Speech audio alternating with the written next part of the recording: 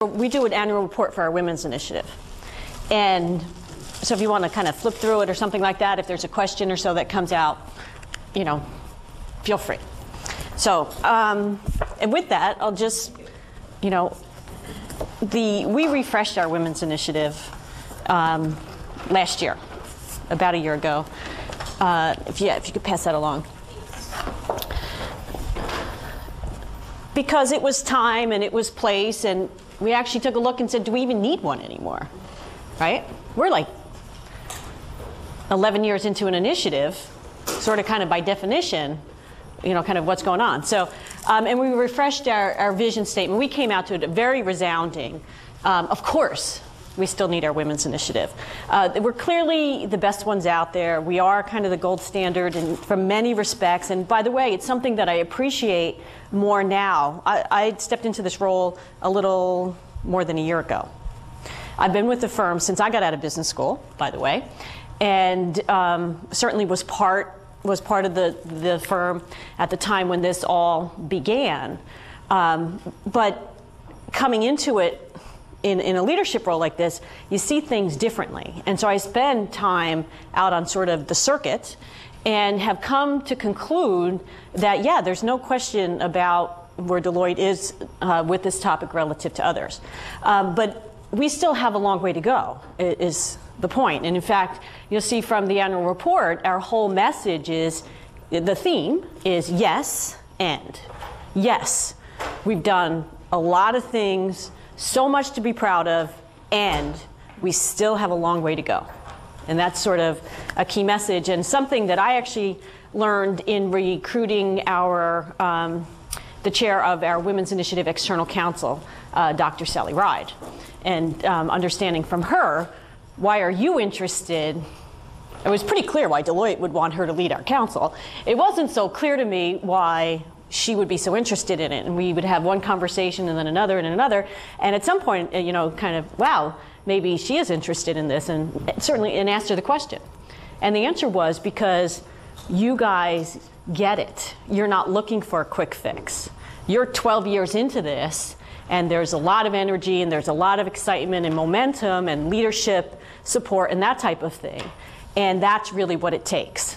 And you need an organization who's been around the block, who really understands this is much more generational than it is, you know, by the end of the quarter, this kind of thing has to be done. So the vision statement.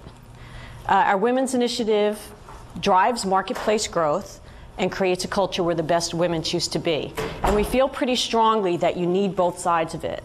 And that if you don't have the marketplace, the business case kind of focus to things, and you only have the kind of culture making people feel good, you actually cannot engage the whole organization. And when you think about what you're trying to accomplish in a women's initiative, it's really about enterprise transformation. You're trying to transform an entire enterprise. It's not by the women, for the women, about the women. It's by the firm, about the firm, for the firm. And so you needed to stay focused and really key in on, why are we doing this? And when you lose sight of that, it becomes more of an entitlement kind of feel to it, or perceived. And that is not a good place to be when you get that sense of entitlement. So if you take it from always a business case and you come back to, what are we trying to do? Why are we doing this again? What is it about? Let's talk about the labor market. Let's talk about how many more women buyers there are in the marketplace today. Let's talk about that, because that's why we're here. And that's one of the things that drive us from an overall vision perspective. So we can keep going. We can talk about anything that's on your mind. How many first years are here? Because, you know, I can cold call. I don't know if they do that in you know, the Harvard of the West, but in the Stanford of the East, they're really good at doing that. So, okay, so it's about a 50-50 split. So why are you here? What's on your mind? What do you want to know? I'm Sam. Hi, Sam. I have to say, I'm partially skeptical about, like, women, like, sort of being not pushed to the forefront, but like having like separate initiatives, like instead of it being a whole company. I came from a science background, So I think it's really neat that you have Sally Ride on the board. But it's sort of interesting to me that it takes something special. Like, I don't understand why women are any different. I don't feel like I'm different, and I know that I've learned how to compete how the men compete. Right. But I feel like I bring my own special, Sam-ness. Why does that have to be like a woman thing? Like, why can't it just be a Sam thing? Mm-hmm. Okay. Why are others here? So I come from an engineering background as well, and I think up until a couple of years ago I felt the same way, Sam. But once the thought of I want to continue in my career and do well and be rewarded for my skills and what I'm giving to the company, but at the same time, I want kids and I want a family, and so those concerns are different for me and my husband. My husband's an engineer as well, and I see that there's a difference there now that I don't think that I was aware of before. And so all of a sudden new questions come into mind as to what kind of firm do I want to be a part of and can I be with long term? And is something like this going to make it possible? And specifically, where I'm coming from wanting to be here today is, can a consulting firm do this? Because everything that I've heard going through my first year, as much as consulting sounds like a fabulous, energetic, really interesting work, that lifestyle-wise, I can't bring myself to do it because it just doesn't seem like it's going to work in the next few years. So I want to learn how you guys have approached that on a broad sense, and then also specifically to a consulting role. So I'm here because for the last 15 years I've worked in the nonprofit sector doing gender equality work, and particularly looking at how do you create systemic change in institutions. So I'm interested in learning more about Deloitte's model as a translatable model, and I'm also interested in the particular role and questions around women who create social change, because in this, my understanding of this program is that it was, for women and primarily by women who've been, busting their butts to make it happen, and then the entire company benefits. So sort of what the internal cultural vibe is on the initiative now in terms of what does it mean in terms of women's roles in the organization? Okay, so maybe let's take it from the top, because that actually is not true. Which part? The by women, about women, for women. And I'll explain how the whole thing started, okay? So here it was early 90s, and the chairman of our firm was just kind of looking around and said, why is it that we hire, because even in the late 80s, early 90s, we hired 50% men and 50% women. But why is it, when you look around, 96% of our partnership is men? How could that be? And of course the answer came back, the conventional wisdom was, well, that's because the women are leaving, because when it's time to raise a family. So they kind of opt out. That's what we call it today. That's certainly not what it was called then. So they're just a different, and that's what happens. And there's nothing you can do about that. He said, just for kicks, right? Let's challenge that assumption that the women are leaving to stay home and raise families. And we called every woman who had left the firm in the previous 3 years. And this is consulting women, and this is audit women, and tax women, and all kinds of women, support staff, and the like. Guess what? I don't know the exact number, but it was something like 90-something% were still employed, just not with us. That was the impetus. That's what started the whole thing. That was at the day one. And then from there, it grew to become lots of different things and fanned out lots of different ways. And did we know exactly what journey we were headed? No, we had no model for this. There was certainly no model in industry for this. Even today, there's not much of a model, right? But we knew that there was something fundamental that was going on, and that if you look down the road, a lot of the labor statistics and the forecasts and the like, women are an important segment of the labor market. Today, well, actually the end of 2000, certainly by 2008, 70% of all undergraduate graduates will be women. 70% of all graduate school graduates will be women. Today, 70% of all CPAs, which is an important occupation for us, are women. okay? 40% of doctoral student graduates were women, and that was the 2004 number. I haven't seen the 2005 number. So you could just kind of look all around and say you got to do something, right? And so how do you bring it all together?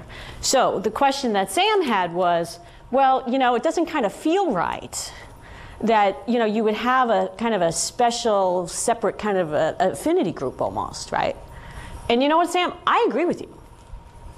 It didn't feel right, okay? And it still, in my mind, doesn't feel right if you believe the Women's Initiative is singularly about women, for women, by women. But in fact, that's not really what it's grown into be. One of the things we've learned along the way is that the Women's Initiative in our organization has become sort of an innovation engine. So we sort of have a license to do things that, people like HR don't seem to have. And I'll give you two examples of things we're working on now, and one may get to exactly how we're dealing with the issue is, how do I have a life? How do I have a career, a rewarding, fulfilling career, and at the same time, how do I raise a family and do other things that are important to me? Because by the way, you're sitting there as a graduate school female asking that question. More and more graduate school males are asking that question. It's not, if you go to Gen X and Gen Y, it is a cross-gender issue. It is no longer a, kind of how can women make it in the marketplace. It's how do I get this, what we call today, work-life balance. And that's cross-gender. So I'll give you an example of two innovations that we're working on, because I know I'm going to kind of spatter around, so just feel free to kind of reorient me if you'd like to, but I think we have 40 minutes or so. We're working on this notion called mass career customization. And in fact, we've got pilots going on now. We wrote a point of view about this thing. Harvard Press saw the point of view, and it's like, oh my God, you don't understand. This is a big deal. How soon can you get the manuscript to us? How soon can you get an HBR article to us? And we're like, well, we think it's kind of cool. We think it has legs, but they're like, no, you don't understand. This is actually kind of a framework for a corporate response to this issue of what we call today work-life balance that's being dealt with through, they're known as FWAs, flexible work arrangements, right? Because that's a way to accommodate, and that's the sense of it, that's the feeling of it, accommodate people who, for one reason or another, are looking or have needs for sort of a non-traditional path. If you look inside of a professional services organization, it's a very linear path. A couple years at this level, a couple years at the next level, a couple years at the next level, and somewhere out there is this thing called partner, right? And if you look in industry, there's lots, it's not dissimilar. If you look in academia, it's incredibly similar. The tenure track and the partner track are very, very similar. And we looked at flexible, and when you do a lot of primary research, which we did, external to the organization, internal to the organization, two issues seem to crop up for women just so consistently: mentoring and flexibility. And so mentoring, we can talk about in a while. This notion of flexibility, when you dive into it, flexible work arrangements, we've got a ton of them going on. Everybody's got it, more and more every day. And they are accommodations. How are ways that we could do it so that we can keep Sally in the organization, where she feels like she's, making a contribution, she's being rewarded for that contribution, but it's not really clear what happens going forward, right? It's not really clear how it impacts her career. And so that was feedback we had gotten very consistently. So we took a look and said, well, if this notion of flexible work arrangements aren't the answer, they're very hard to scale. It's a bunch of one-off arrangements. We've got thousands, by the way, of one-off deals. I mean, in full transparency, that's what we have. And by the way, that's what everybody else has. One-off deals. And so, well, that doesn't seem right. You can't really scale that. And it doesn't actually respond to sort of a structural workforce shift that's going on out there. So how do you do that? So we went to consumer products, the notion of mass product customization. Anybody order custom jeans? You could go to Levi's site, go to Lands' End, and it's not just a matter of tell me your inseam. It's actually fairly complicated. I personally did it under the guise of research. And it works. But you know, if you're honest with the tape measure, it really works. So, or M&Ms. Go to the M&M's website. I mean, you know, it's everywhere. I mean, think about it. It's like I saw a commercial the other day for this credit card, and you tell them what you want your billing cycle to be. So if you want to get billed on the 23rd of the month rather than the 1st of the month, that's all this notion of mass product customization. So we're like, well, if you could mass customize products, why couldn't you mass customize careers? And then we said, well, we can't think of a reason why not, so why don't we give it a shot? Because what it does is take what today, the best answer out there is this notion of flexible work arrangements, but it's not the solution. It's sort of a stop on an evolutionary journey. So we said, well, let's just get past that. What's the evolution? And we believe it's this notion of taking elements like workload and location and schedule of things like how you do the work, right? And combine them with the type of work you do, the role that you're playing for any period of time, and the pace of your career. And you look at them in conjunction with each other, and for each one of us, you can sort of map out what does the next few years look like, because it's going to change. It's going to ebb and flow as you go through a life cycle. A career cycle and a life cycle actually have similar kind of curves to them. High, you come out of the gates really high, right? And then actually we had a call early this morning on this book manuscript we're working on, and somebody on the call said, you know, it's funny, you come out of the business school and you're out there and you're growing your career and you're on a fast pace and you're loving it, and you know, and then these life events happen. You meet that special person, you know, decide it's time to raise a family, you in effect blink. And that's when it happens. And when you blink, Sam, is when you start to care. And it's really interesting because I can tell you, if you look at our consultants, you know, the ones out of undergrad, if you look at our audit staff, our younger audit staff, and the like, they don't really get the women's initiative. They're not, as it turns out, I always thought that you come in and that's what you're part of, you know. They basically say, you know what, I'm right down the middle. I don't think gender matters, and I don't feel discriminated against, and I feel that my future is as bright as anybody else's, and I don't feel like I have any roadblocks, and da-da-da-da-da. Okay, I felt that way too. In fact, we have a women's initiative blog. I wrote a blog on it. I called it Time Warp because I had lunch with somebody who was saying that to me, and it sounded just like me 10 years ago. And it's interesting to see as you kind of come through how it changes, and very subtle. And I think it gets more and more subtle as time goes on because there's greater awareness, there's greater acceptance, and you know, there's just more mass, there's more women out there. So, but I'm deviating. So this notion of mass career customization is a way to to provide a framework to structurally and systematically be able to take what is today an accommodation, and honestly, from an organizational perspective, somewhat an inconvenience, right, of these notion of flex, and into a realm that there's a common understanding of what people are doing, where they are on their track, what the trade-offs are, what the benefits are, and not just an understanding between the individual and the organization, the individual and their teammates, because if Sally's not there on Wednesday, you know, how does Marie or Joe or somebody else feel about, well, maybe they're picking up the slack, or they perceive they're picking up the slack, or whatever. So if you can find a way to more systematically and holistically, within the realm and frame of a career, as opposed to well, I've got this issue, so I'm going to, you know, so I'm going to go to a part-time schedule. You will find people just absolutely emphatically say, you know, I'm feeling good at the moment, but I have no idea what this is doing for my career. I have no idea what my next step is. And so some people, instead of doing that, they quote unquote opt out. My alma mater, 62% of MBA, female MBA childbearing ages have dropped out. 62%. I didn't get the memo. It's 61% at this organization. Okay? That's not really, I mean, it's an option for people, but there's downstream implications that you don't think of. And I can tell you, I have 2 kids. I have a son in the 6th grade, I have a daughter in the 1st grade. And in one of my kids' classes, there's only 3 moms that, are still in the full-time workforce.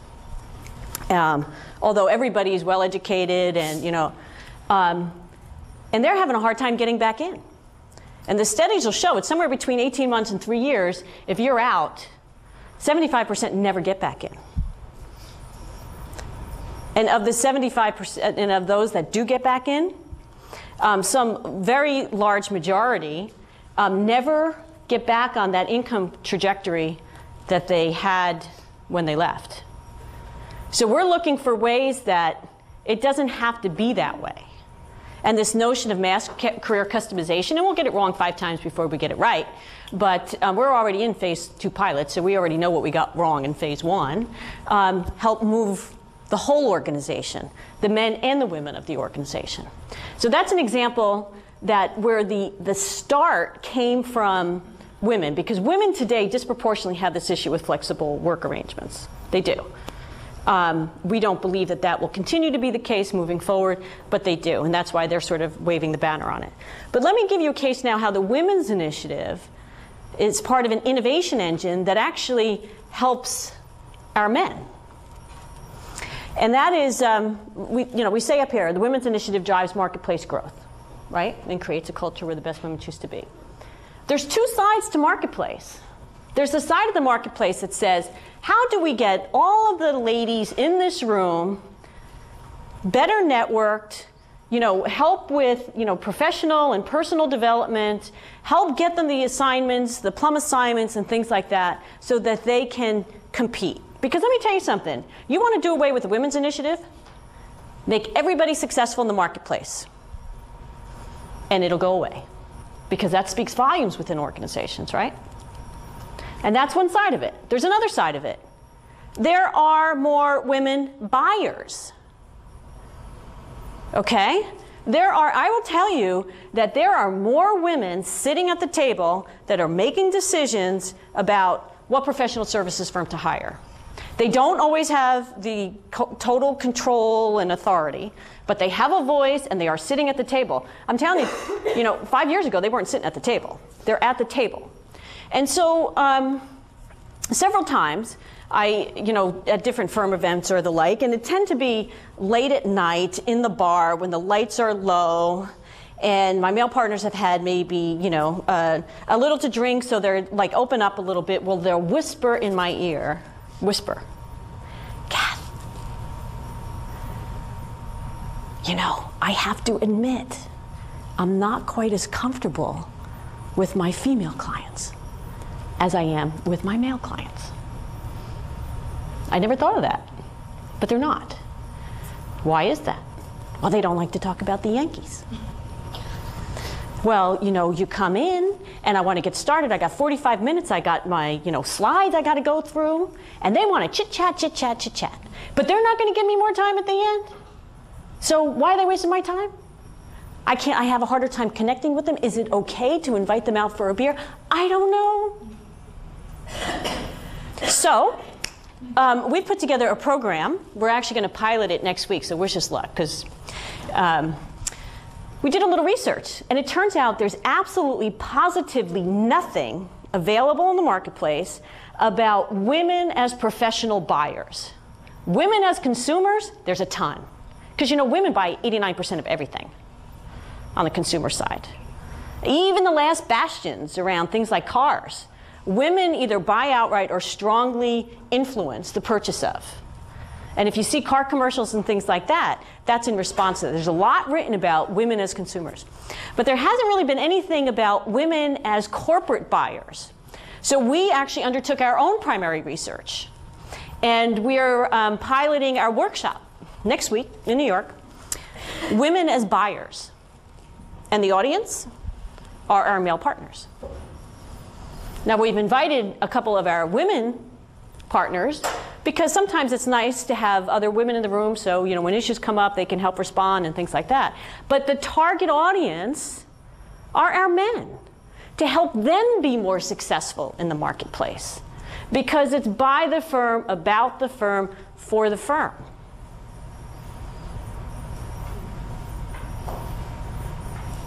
So I'll have to let you know how that goes. I have to admit I'm a little apprehensive about it, because you got to slice it right down the middle. You can't get into this, interpersonal relationship thing, but you don't really want to talk about selling as a transaction. And so we're playing it down the middle. I think, I think we have some good content. I think we have the right people. In fact, I had sent out a message earlier this morning, because we're going to do a little Facebooks, because we don't want to spend time introducing people in this workshop, and just said, so like, why are you here?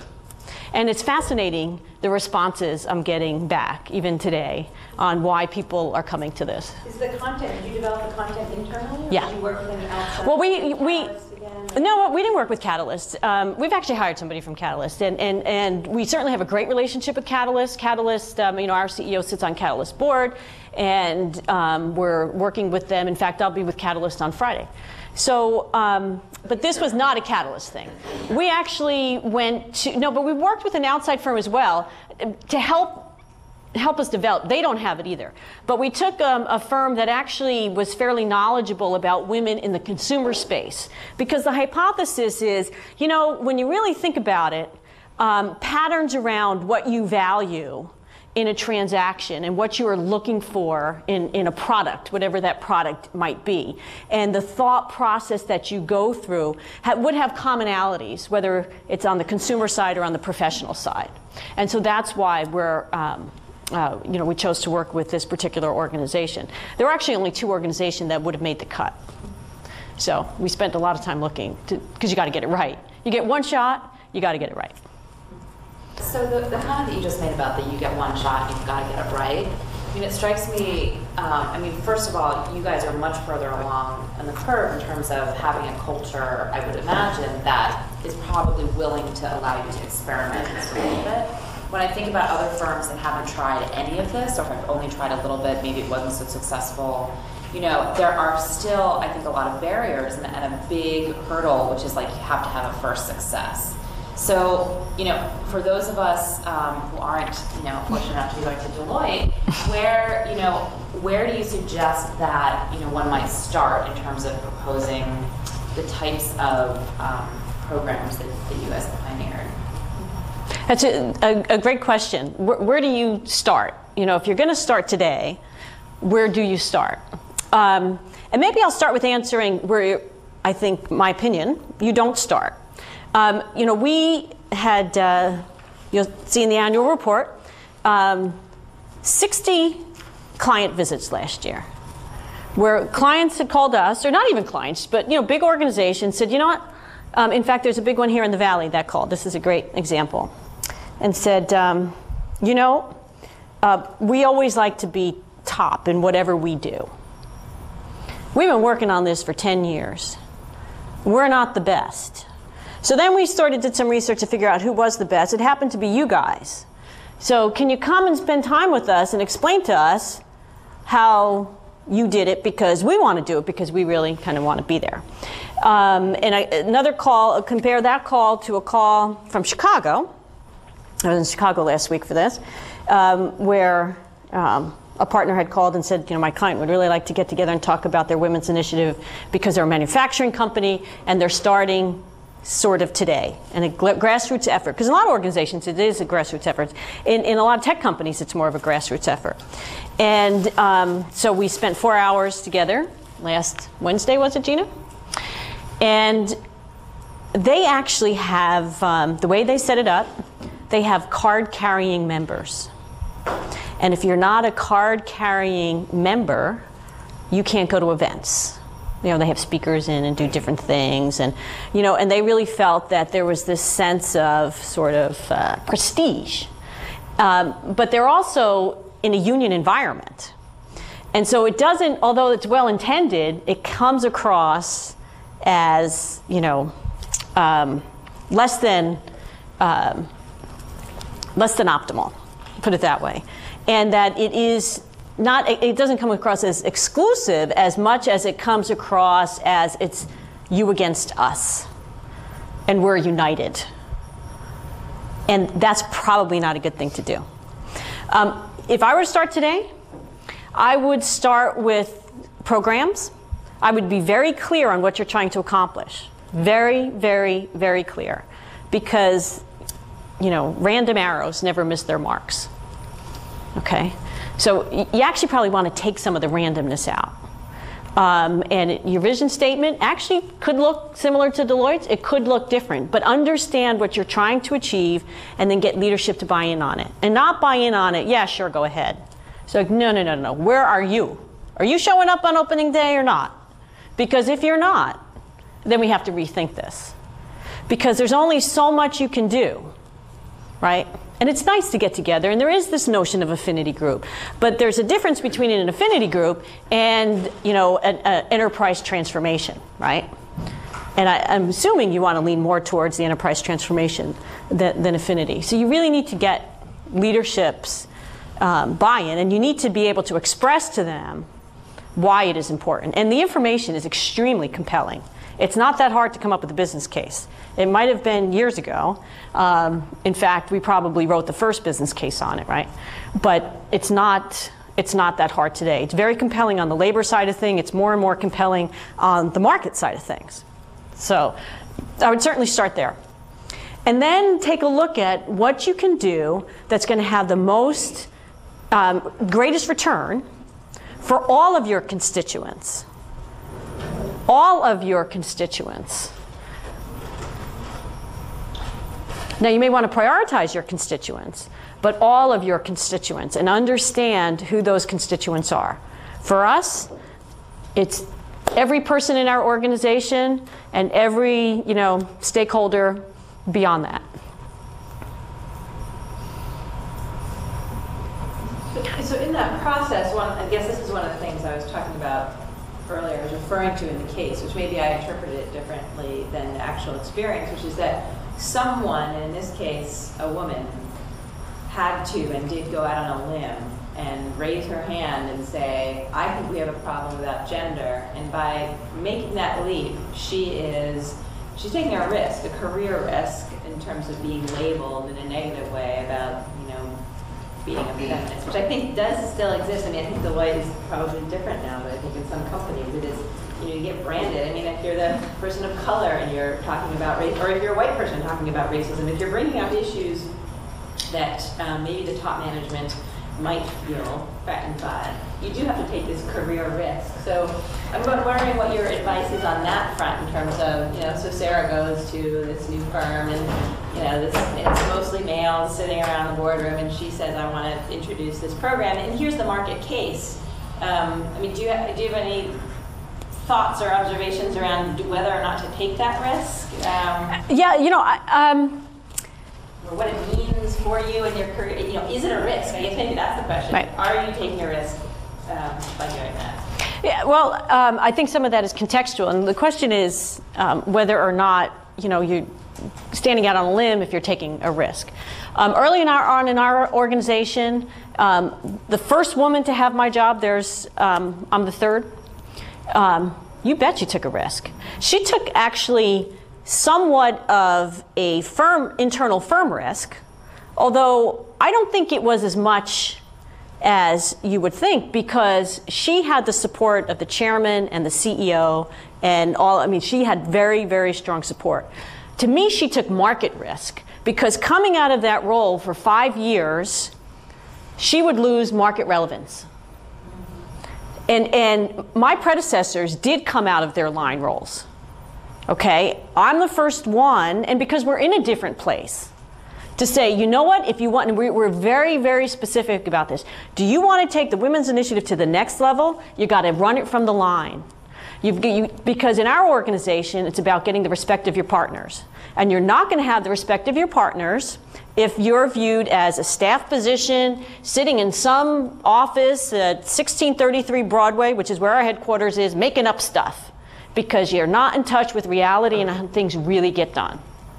And so we have, I lead it nationally, we have 15 partners men and women, primarily women, who lead it for each one of our functions and lead it for each one of our geographies. We're a big matrix organization. Every one of them today has a line job. And I don't think the risk, if you are successful in the marketplace, and I know very well the woman who made that comment, okay, she and I worked together. She was very successful in the marketplace. If she might have been in a different part of the organization, or, you know, maybe that, so you have to sort of be in the right place to be able to stand up and say, you know, maybe things aren't the way they should be. There's a lot to be said for that. Who's saying it, as well as what the message is. But next time, what's the breakdown in terms of who's using it? Because that's the other thing the case talks about, is that, you know, it started as an outcome of the women's initiative. It sure did. It's for women, but everybody benefits from it. And men and women are using it. yeah, that's what I mean. So the men are really benefiting from the women's initiative. But do you know what the numbers are in terms of who's using it? Well, there's actually a couple of kind of outgrowths, even just from this notion of flexible work arrangements. And some of it is you know, to be expected, and some of it's probably less to be expected. One, when we came up with our kind of flex thing, and we got a bunch of them out there, they are primarily women, and they are primarily around child raising, but not exclusively. In fact, we're getting more kind of sandwich generation issues, elderly parents, that type of thing, that are starting to seep in. And the other thing is, you know, I want to train to run Mount Everest. And in fact, we have several people that have done that. One actually made it last May. She came and talked to our group in December. Fascinating woman. But they just have other pursuits. But they don't want to necessarily just kind of drop out either, nor in you know, many cases can they really afford to, right? So how do you kind of blend it all together? That's really sort of what we're working for. But when we get within that, there's a category of people that for some reason it's just not going to work. Flex is absolutely just not going to work. It tends to be women, especially, you know, women that have just had twins or something like that, or they're on their second or third kid and they're like, oh my God, you know, I just can't keep it all together. So we came up with a program, again, out of the Women's Initiative, because we have, you know, this innovation license, which, by the way, nobody's given us a license. We just sort of took it, and nobody's taken it back. Okay? Don't expect, and this is you know, kind of just career advice. Don't expect people to just kind of put a crown on your head and you dub you something. Just if you think you're there, just assume the role, and somebody will slap you down if you're not. So we started a program called Personal Pursuits. And the idea is, and this is for people that expect to be out of the workforce, people, not women, people, for 1 to 5 years. Out of the workforce, not out of Deloitte and going, you know, to a competitive organization in industry, but just somewhere they're not sure, because none of us are sure. And if you think you're sure, you're really not sure. You know, but they expect to be out for at least a year, up to 5 years. Because in that period of time, what happens is people lose their networks, which is the #1 reason why people can't get back in. Remember that off-ramp thing? The on-ramp is really steep. And the longer you're out, the steeper it is.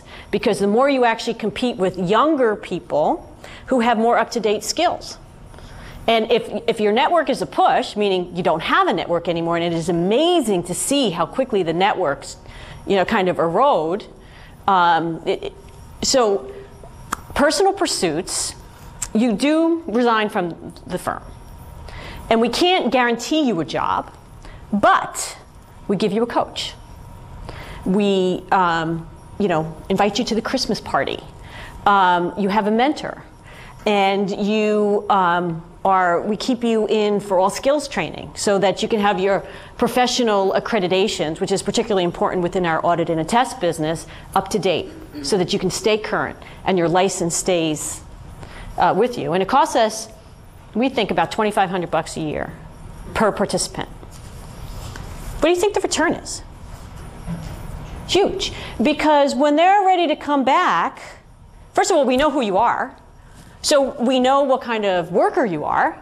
We know what you can produce, right? We know you know us.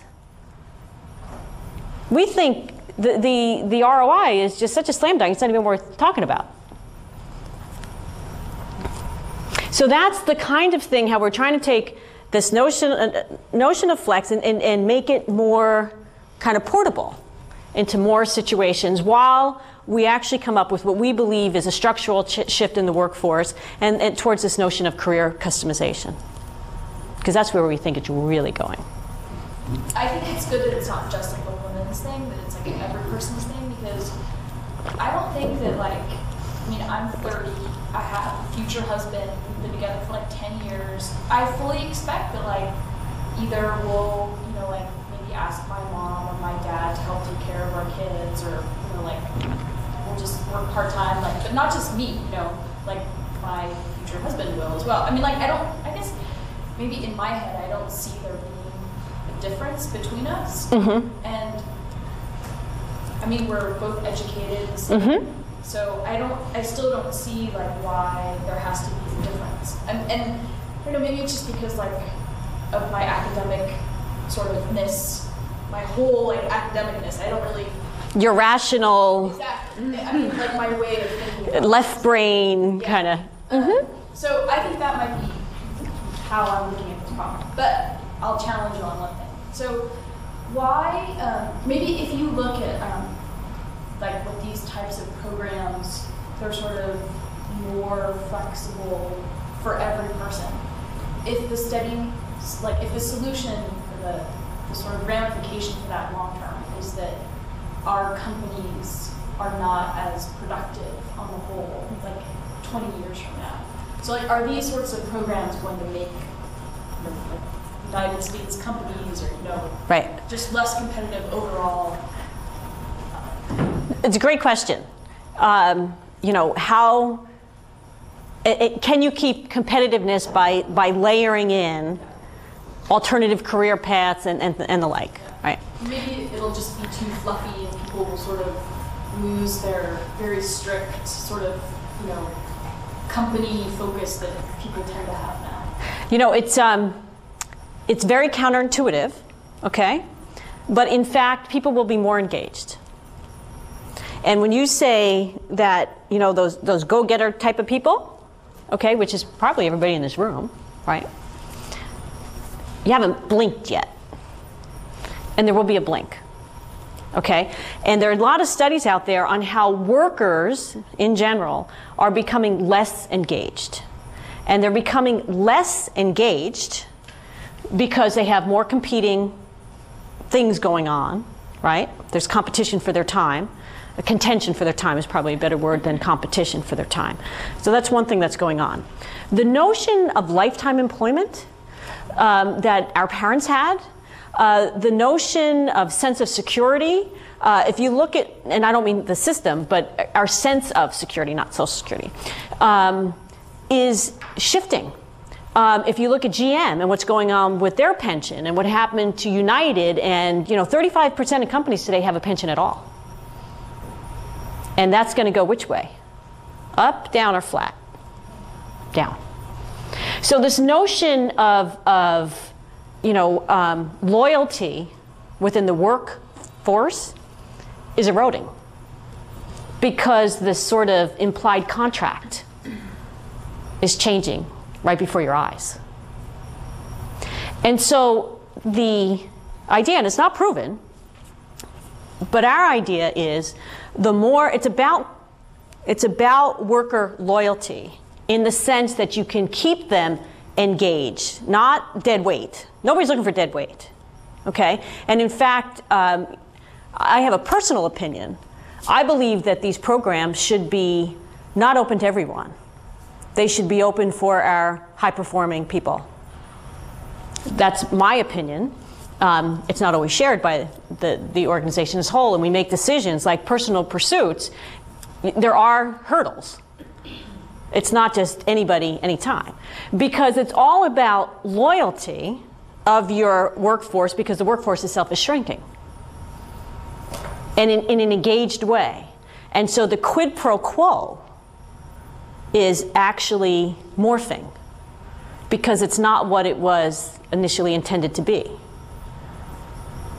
It's funny because like I could see myself thinking, well, I would be more apt to stay with one company if I knew that I could stay home for 3 years. Right. And you know, you were going to train me and whatever, and I would probably go back to work for you, and I would have, you know, a shared sense of company, and I do think of myself as a high performer.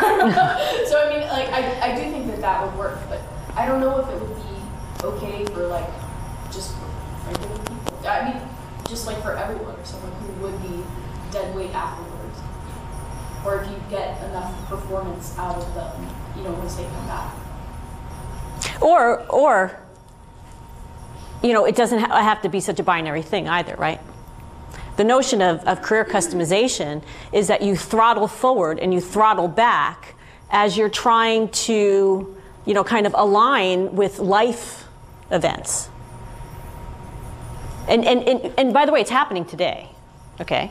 It's happening in one-off cases today. I can take you through fascinating cases of partners we have in our organization who started pedal to the metal, right? And then, you know, ratcheted down and actually took a staff job for a while or did this or did that, and then came up back half-time, came full-time, went part-time, made partners part-time, came back full-time. It's going to ebb and flow. So why don't we just acknowledge it and build a framework that's adaptive enough and that you can build sort of a common understanding lexicon and the like around, so that you can actually take career progression and make it part of the journey, so that it's not just, am I going to telecommute, am I job sharing, am I, you know, working part-time, or, you know, reduced hours it's called today, and that type of thing.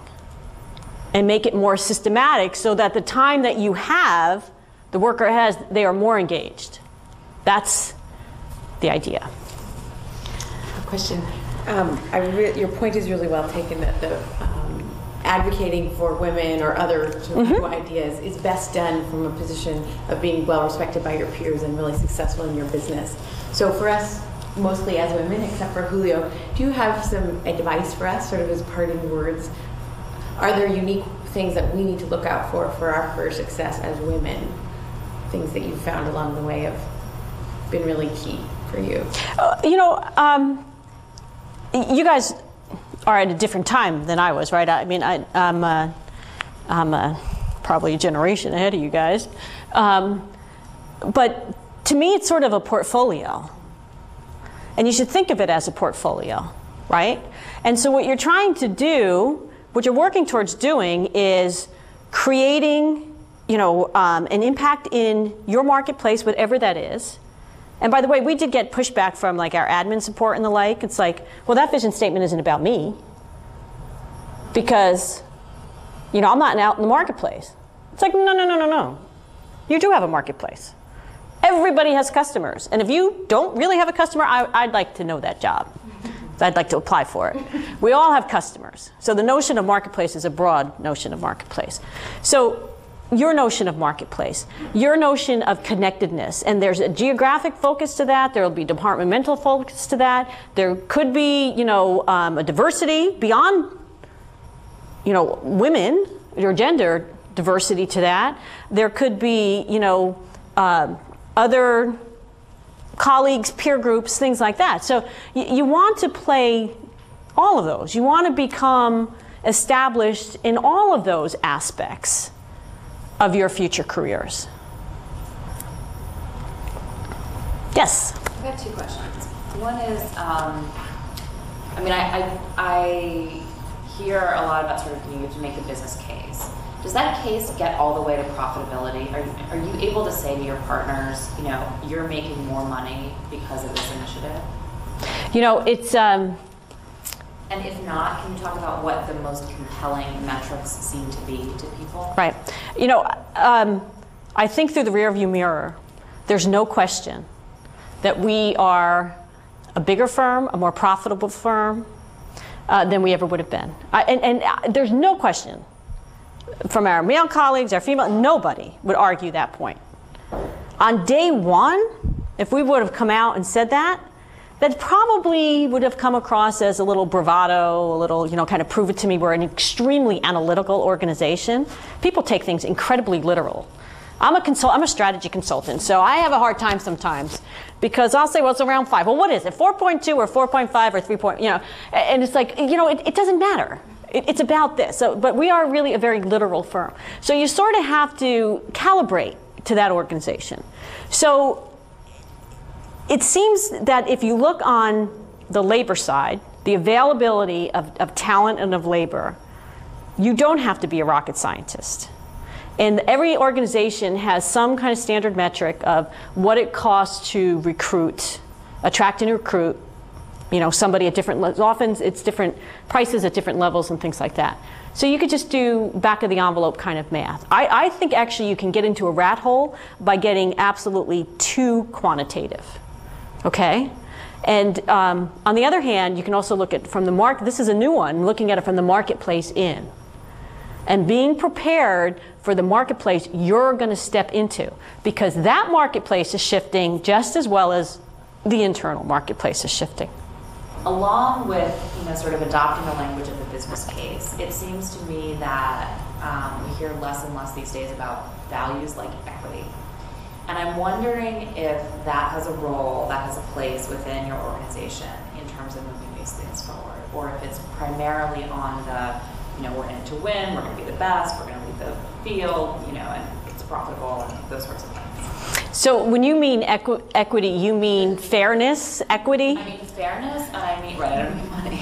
I mean, sort of the principles of equality in our society from a democratic perspective. So this question came up at our board retreat. Something very similar, this notion of equity, or actually the answer was equity and fairness, because the question was around, are we moving fast enough with our women's initiative? And my response was, could we move faster? You bet we could move faster. Could we spend more money? You bet we could spend more money and get a greater return. In the short run, yes. But could you do it faster in a sense, in an environment where it's sustainable? Think about it. Pay all your women more money, you'll have better stats. I guarantee you. But is that the right thing to do? That's not the right thing to do. Because it is equal pay for equal work, right? So that sense of equity, sense that something that is sustainable, something that is inclusive of all, it's a journey we are all on. And we're learning more and more every day about there are gender differences in the workplace. But they're green and purple. They're not bad or good, right? And greater kind of acceptance and awareness of that diversity, that sense of diversity, as one bucket of a broader notion of diversity is appropriate as well. So different groups need different things to be able to achieve that. And that's one of the things that we're working to do. We do have special programs for our women managers. We do have special programs for our women senior managers. We do have special programs for our female partners. Okay? Does that mean that, everyone else is being unfairly not considered? I was going to say punished, but that's not really the right word either. No. What we are trying to do is capture a workplace where everybody is, working at an optimal level. And different groups of people will need different things to do that, just like interns would need different things than senior consultants would need, and senior consultants would need different things than managers would need. And we're very comfortable with that choice.